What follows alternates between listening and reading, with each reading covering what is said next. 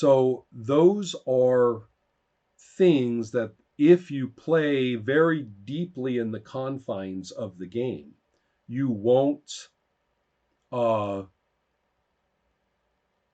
you won't encounter because you're just avoiding any situation that actually causes any difficulty, and you stay to conflicts like Arthur and Guinevere, you know, having misunderstood something, so just a conversation will quickly smooth it over. So there's really not much there. Or something like, well, Prince Rance is coming in, and well, okay, uh, how are you going to deal with Prince Rance? Well, we're going to kill him, and you kill him, and that's that. I'm not saying that's necessarily bad, but you don't want all the conflicts in the game to be like that, right? I mean, completely built on the most obvious and superficial Sure. presentation of the problem and equally obvious solution, which isn't going to ruffle anybody or surprise anybody. In the session that I just posted, I think I may have sort of woken up the other two players I when I really went to town with Morgana, right? When I really kind of spread her dark sorceress wings at them, Hmm. and they both stepped up. I mean, the immediately the other two went did stuff with their characters. Who was it? Who There was someone else who also, right, when Willie playing Merlin talks to Arthur to make amends to Arthur. And we were thinking, I was thinking, well, well, William's not going to have a problem with this. He's a badass young king with a magic sword. He's going to tell him what to do. And then Willie had to go and say something actually really moving, actually pretty heartfelt. And William and I were both sitting there going, "What if we do agree?" And you and know? that when I was listening Yeah. to that, I Mm-hmm. felt that Yeah. too, and I Mm-hmm. think that moment of resonance is what has made this game so special. I completely agree with Willie at the end of this game, and think I mentioned at the end of the KimCon game too.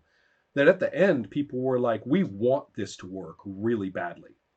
We want this to do what the designer wants it to do, because what it does do is very strong. What But now let's see, what has to happen or has to be considered so that this is structurally entirely sound toward Hmm. those goals. So yeah, I mean, you're with me on the, or rather, we're with you, all seven of us, six. That's two of me. All six of us are with you in terms of wanting what you want, what you and Jen want, because of that. But do you see, however, that when you have moments like that, that's exactly why you don't want to shut people down in terms of uh, what they can say. Hmm. And if you don't want to shut people down in terms of what they can say, then we need to know who can come up with viable backstory that involves more characters, or with characters who may indeed be actors. So it's kind of tricky. I think it applies to the antagonist too, myself, but because, or at least whichever one of them or that gets beefed up in play. I have yet to see Prince Rance really do anything interesting yet, but I'll keep Same. posted. Yeah, but which is sort of too bad. I mean, there's you'd think something. It may just be that Riance doesn't have enough meaningful relationships to the other characters the way Morgana does, and people have always found her in every session of play to be more interesting to explore and interact with than Riance. Well, I think part of the thing I would do in play. So this really doesn't have anything to do with design. I'm just kind of riffing as a player now. I really would emphasize something that maybe the popular Arthur myth has sort of washed out of our heads, which is that Arthur is a really piss poor claim to a throne. The bastard of a dead king, adopted by one of the knights, and there's in insofar as we're dealing with a fictional situation in which these all these intersecting clans and chieftains and little kings and areas, care about this stuff, um, that it may be more resonant if all the romance that we bring to the word king, rightful king of Britain, unifier of Britain, blah blah blah. If Riance actually had a claim to that, he actually did it. It's like, well, we could just let Riance do it. He's unified them now. He hates your guts. Yeah, Let that's him a be good king, point. right? Um, but the idea being that maybe he does, in fact, have the support. We always think of Arthur like being at the vanguard of the most popular support. Well, this is when he's young. He doesn't have that. Right. So, well, anyway, the next item on my list, what's that? Um, applies.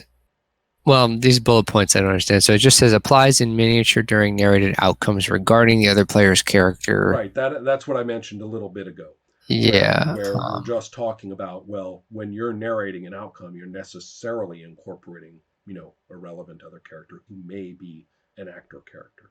So what was the next one? Crisscrossing antagonists and Right. situations. This is one thing that you can see, I think, in one of our games. I don't remember if it was this one.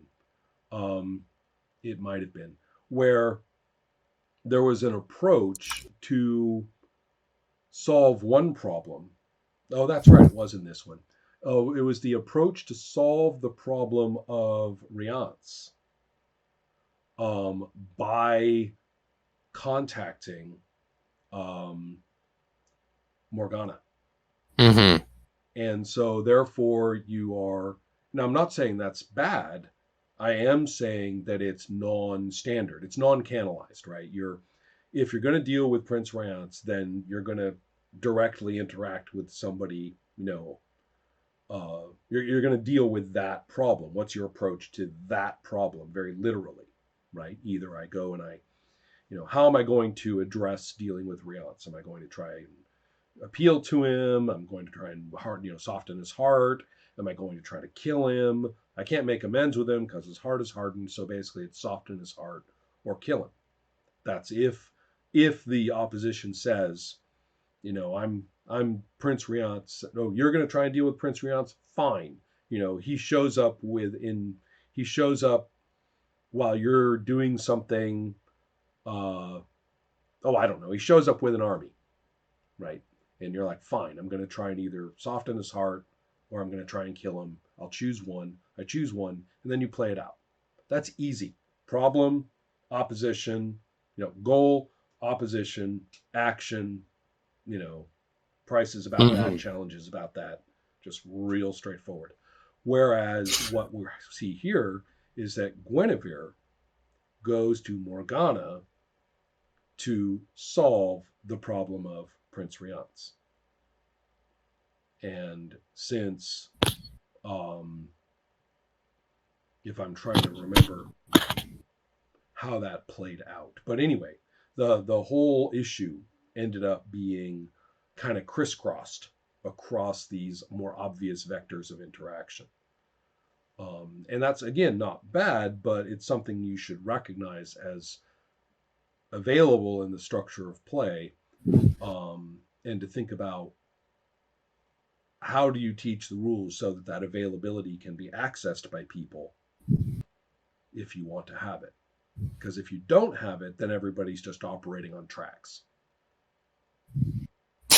And we do have it. I've never seen that be problematic. Any way of saying I want to solve this problem, as long as people understand, and maybe the rules can be better about being explicit about this. As long as people understand that when you win in your narration, you have to say how your problems got Right. addressed. Right. And that's one reason why when we had this situation with, uh, Arthur, who was it? Yeah. The thing was, look, I'm going to offer Merlin the chance to the I'm going to make you, you know, an offer. You can get this, but you have to kill Riance. You have to kill him. Mm-hmm. And Willie didn't know that we weren't going to go around again. Right. And so he was like, well, I'll try to kill him. I don't really have to put my heart into it. You know, I might be able to weasel out of it later if I just promise now and we can move on. And I was kind of like, no, actually, that's, you know, you're That accepting has the to price. do, So let's take a look at Prince Riance fighting the dust, right? yeah, that has to do with your next point, which is make prices hit hard. And after watching that session, I had a better idea of how to phrase, Right. like, because you said it in the session, you said prices must be bad. Mm-hmm. You have to not want to pay them. Right. Right. It's like, yes. So that's related, of course. But anyway, that I hope makes my point about the. Okay. So then, what's after that business about the prices? Next bullet. Workshopping in the first back and forth per turn, or conversely sliding into role playing right away without staging. Right. This is sort of interesting. It's either playing before play or playing after play, but not playing in play. So if you start in the point when the player says their target, the problem they're going to solve, and their approach, and then the opposition, and this is the tricky part, the opposition says, why is that hard? Or rather, tells them, why is that hard? Now, this is tricky because you're talking in the abstract. You're not actually describing a scene or describing what anybody does. But you, somewhat more so than the acting player, are really putting something very concrete into play. Mm-hmm. And then after you do that, then the muses tell you where and what's going on. But do you see that the staging of that risks falling into play, especially in that fairly unhelpful way of, well, I will do this and then I'm going to do that. Right? This kind of setting it up, this pre-scripting in many ways. So there's the risk of doing that. Then there's also the similar risk of having way too much plot in the resolving monologue. You know, when the turn is done and the last person to speak says how it turns out, the possibility of that turning into quite a bit of plot is also a risk. Yeah. So those are the two ways, those two kind of precise spots where a lot of things can happen that aren't in play. Mm-hmm. So that's why I bring it up as these sort of potential weak spots. And sometimes it's just a matter of learning the procedure. I felt bad about correcting William so openly during play about that, but I just hadn't really told him otherwise. So, and of course, we're not working with 4 separate storybooks that tell you exactly what to do. But the desire, particularly for the opposition at that point, to really start putting in a lot of content and maybe even activity is completely understandable. I mean, your job is to say why making amends to me isn't going to work, and to start almost literally playing the character at that moment is pretty easy. Right. I think the next bullet points move us into some pretty weird territory, though. Clinching plot outcomes per turn, especially for prices, especially for extremely decisive actions, also especially for this single turn form of play. Meaning the abridged version, I assume. Right, yeah, exactly, where there's just one go round. And that's not too much different. It's just a matter of saying you're going to get plot only if things happen, and that actually is more just a note to me and isn't really supposed to be a criticism of anything specific. Just that I think that's sort of if you look at everything I've said so far, that's sort of the little, the little signpost of and what have I been saying all this time? This is what I've been saying all this time. So that we aren't bogged down in who gets to say what and about whom or how we get situations, and we don't get bogged down in playing at any other time, and we know what we can say about other characters, and it all just kind of comes to that. Yeah. So it's not a point in and of itself. It's sort of just and what we have learned or what we are saying. Yeah. Fair.